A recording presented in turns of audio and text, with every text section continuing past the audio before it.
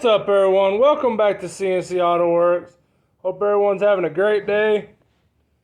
Today I'm going to go over the progress on the Mustang. Kind of go over where we're at, what's to come.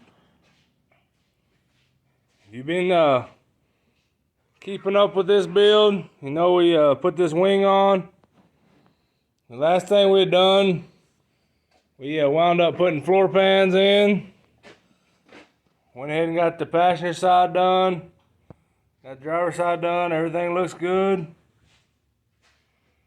A lot of people probably thought that we ended the video on putting the driver's side floor pan in because we wasn't going to do the passenger side. But surprise, surprise, we did do it. So far, everything's been coming pretty good.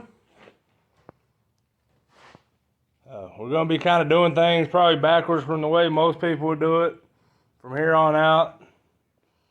We're actually going to get rid of these little side vent louvers. I'm going to get rid of that. I don't know if you can see this, but there's a body line that's right here. It's kind of out of place. I'm going to take a cut-off wheel or a plasma torch and just cut right down the center of it. Get a hammer and dolly, knock it flat, and weld that all back up. Get rid of that because I really don't know what the thinking was. But you got that body line there, but then you come down here and the body line jumps up. It's probably 3-inch drop from the front to the back. It looks ridiculous. We're going to take that out. Maybe even shave this light on both sides.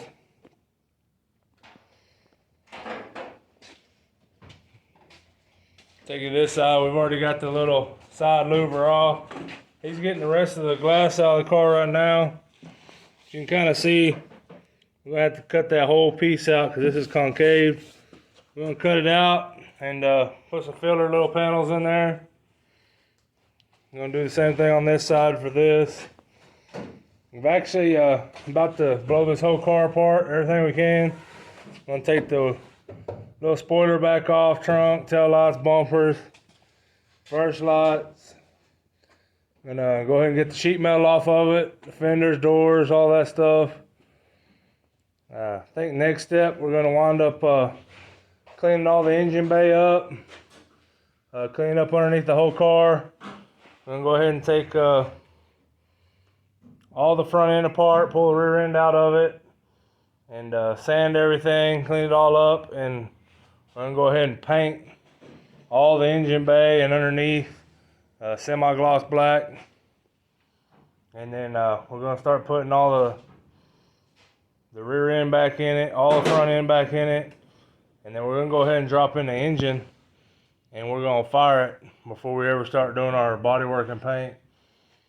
I know it's kind of a stupid way to do it. We should just go ahead and do the bodywork and paint now, but we're going to go ahead and get it back to running.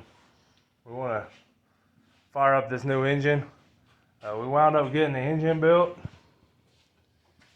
We got the water pump back off of it right now, and because of how everything is, he's waiting on a balancer. But it turned out pretty good. It's not bad. Just need basically a balancer. That thing's done. He's got the flywheel. He hasn't put the thermostat housing or nothing on. He had the distributor, but if you watched our last video, I kind of stole his distributor. So he's got another distributor on order. Hopefully it won't take forever and a day. He got these valve covers from Proform.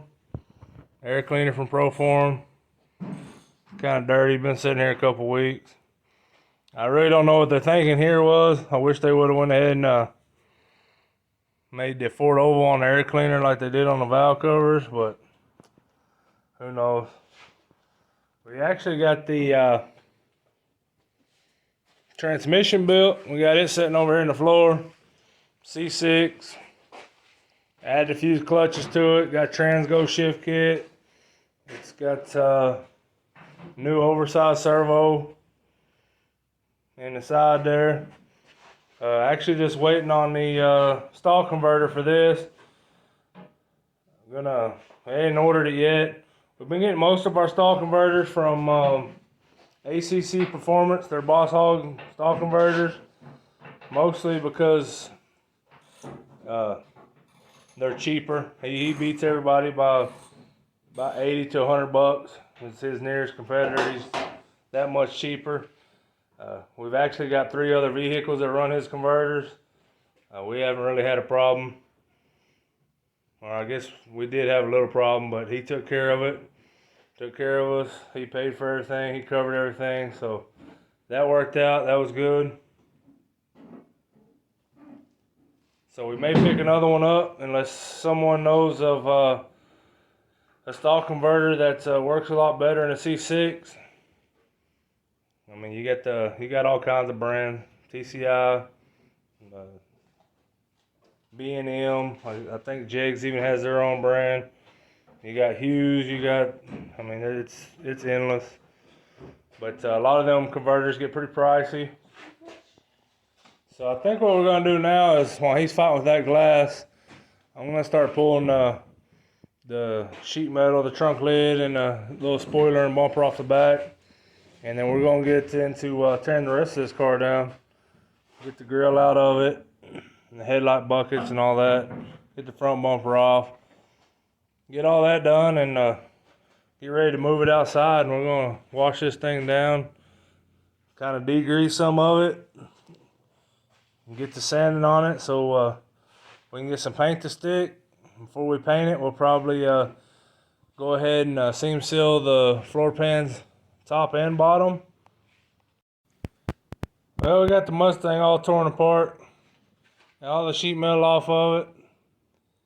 Thought I was going to video it, but I was kind of in a hurry, pressed for time. I had to leave town for a minute. I really just wanted to give everybody an update on what's been going on with the build and everything that's going to be to come. I think right now we're going to try to build some custom tail lights to put in this thing. Just because there's nothing wrong with 69 tail lights, but one of the ones we had was broke, and the other one's really faded, and the plastic's all brittle from the sun. So we're just going to try to make some because they're not very cheap. On a side note, for all you that put in an input on my F-150 on the 351 noise, the noise the 351 was making, I still hadn't figured it out. We finally went one full turn on the rockers, replaced the distributor, and I am still getting that noise. So I'm not real sure what it is. It probably has something to do with the retrofit kit from Comp. I don't know if it's the small base circle or what it is. We're just gonna run it for a while and see what happens. Maybe something will come apart in it and tell me exactly what's making a little noise. Once it starts running some RPM, it don't make noise anymore. Maybe the lifter just ain't very good, but I guess that's gonna do it for this one. I want to thank everybody for watching, and until next time, we'll catch you guys later.